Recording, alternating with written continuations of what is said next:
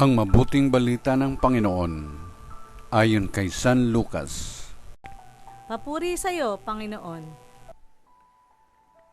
Noong panahong iyon, napuspos ng Espiritu Santo si Zacarias na ama ni Juan at nagpahayag ng ganito: Purihin ang Panginoong Diyos ng Israel, sapagkat nilingap niya at pinalaya ang kanyang bayan, at nagpadala siya sa atin ng isang makapangyarihang tagapagligtas mula sa lipi ni David na kanyang lingkod.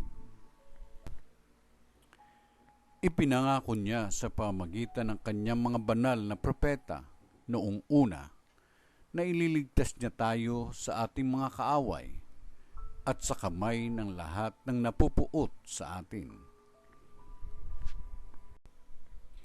Ipinangako rin niya na kahahabagan ang ating mga magulang at aalalahanin ang kanyang banal na tipan.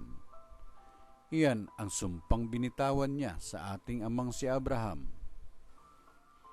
na ililigtas tayo sa ating mga kaaway upang walang takot na makasamba sa kanya at maging banal at matuwid sa kanyang paningin habang tayo'y nabubuhay.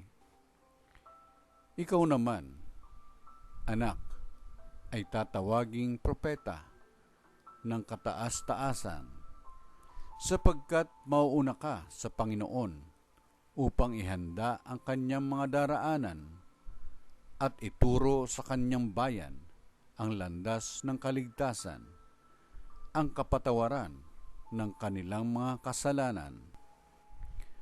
Sapagkat lubhang mahabagin ang ating Diyos, magbubukang liwayway sa atin ang araw ng kaligtasan upang magbigay liwanag sa mga nasa kadiliman at nasa lilim ng kamatayan, at patnubayan tayo tungo sa daan ng kapayapaan.